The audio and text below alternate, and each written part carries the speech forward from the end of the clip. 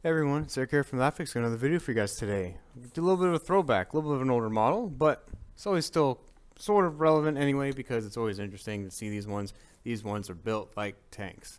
This is the A1466 model of a MacBook there, and usually this type of model is very nice. It's been selling very well up to a point. I don't believe it takes the newest OS anymore. I think it goes up to, I don't think it takes Ventura. I think it just takes Monterey. So if you get like a 2017 version of this one, it's non-retina screen. It's the very nice, very repairable MacBook that you can at least replace the SSD on it, right? Even though the RAM is soldered. But it's in here for repair because it's not powering on. So let's see, because I have at least a charger here. Let's see the symptoms that we're getting. I think it's just no light, or at least you get the AC light and then there's no power.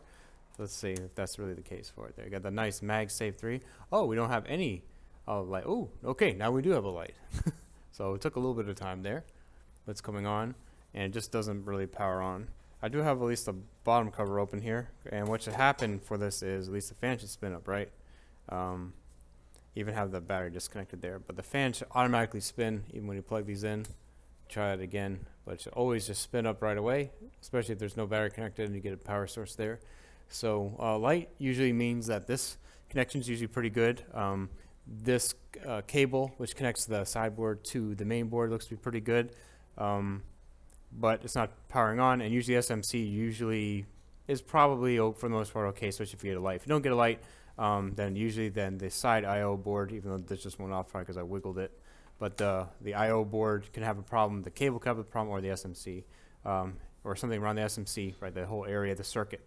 When we talk about usually about one part, it's like usually the whole circuit, right? So it's the same thing. So we need to go ahead and take a look at what's causing that. Yeah, and see what's going on. Maybe there's just a short for it not powering on. That's usually what the case is for them.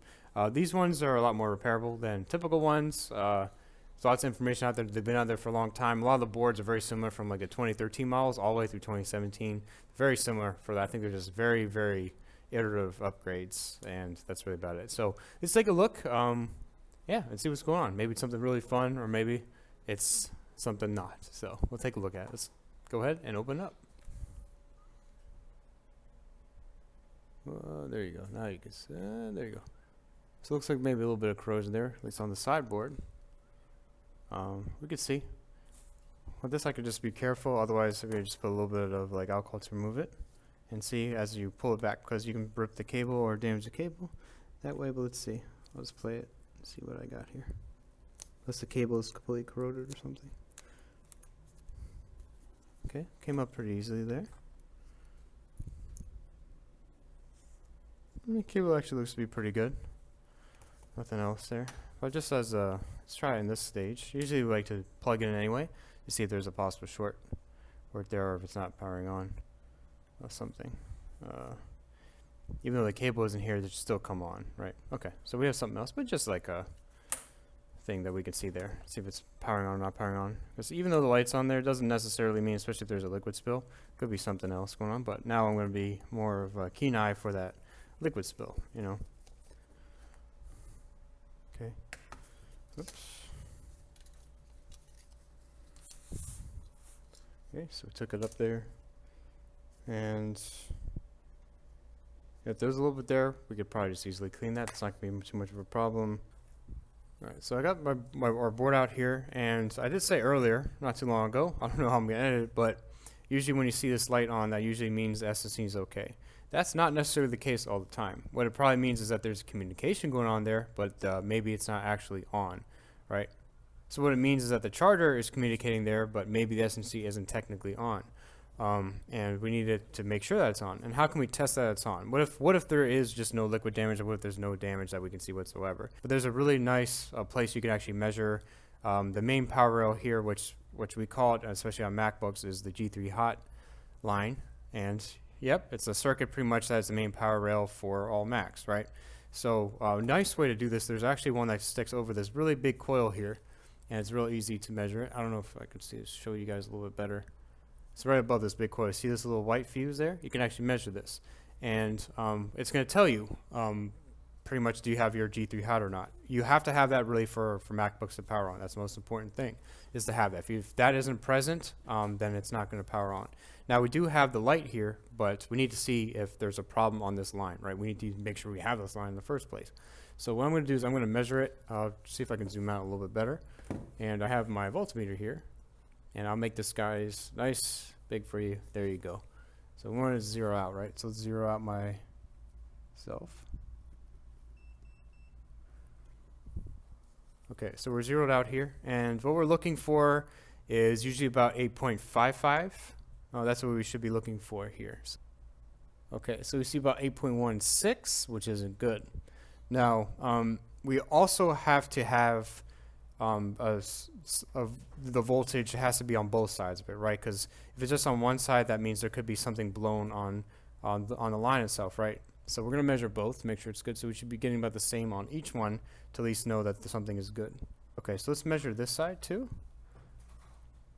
We see that? Okay, so we're getting about the same on each side. Now, you see that's 8.15, and it's supposed to not be that. It's supposed to be 8.55. Now, at least that we measured on both sides, which means usually the circuit's pretty good, but it's not getting enough voltage coming up there. So what needs to happen is we need to make sure that's up. So what actually is going on here is that the SMC actually is not on. It needs to have that required voltage. It needs to actually communicate with another chip on here. That's pretty much like it usually gets hot, especially like if we plug in a thermal cam.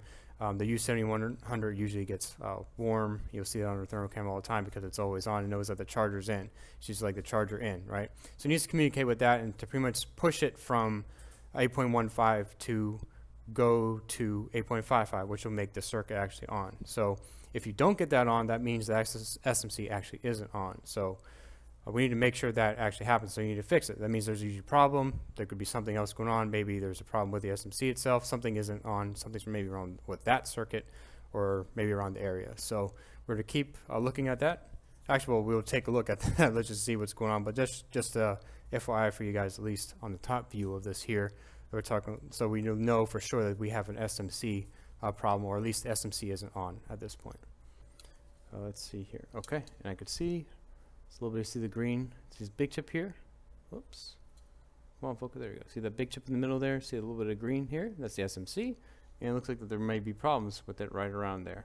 It's going to be a little bit better just to go under the microscope, take a look, but there's clearly liquid damage. It makes sense because we spotted it even a little bit before. And let's take a look under a microscope though. Take a better look at it and see what's going on. Right. So the outside is obviously one thing, that there's caps, and then there's the resistor, and then there's obviously the little chunk of green that got under there. So what we need to do is we could do a fix for it. For this, because you can see around the chip too, there's a bit of that glue around there. And probably what we want to do is we want to do a reflow for it. And for a reflow, you need to be really careful when you do that because you could damage it. But that should at least probably make it work then. Because we would need to, because we can clearly see that it got underneath, right? And that's not a fun time. It's really to get underneath it there. So yeah, let's remove that. We'll do a reflow for it, and I probably should work. And we'll take a look at the rest of the board here, see if there's anything else, but maybe it's a little dirty.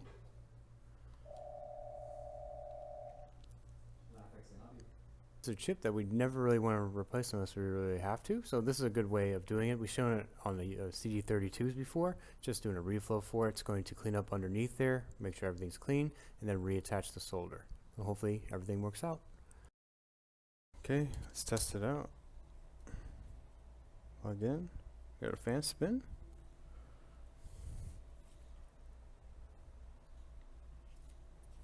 Lights on still, which is good. Okay. And we got Apple logo, so everything looks good. Anyways, guys, I hope you guys enjoyed watching this video on doing MacBook Air with the liquid split repair. If you did, please leave a like, really does help us a lot. Subscribe for more content. We do lots of logic board repairs, data recoveries, and lots of fun things on this channel. If you're interested in looking at repairs, what a repair shop does, definitely go ahead and check out those videos. So anyways, see you guys next video. Thanks so much for watching, guys. Take care. Bye.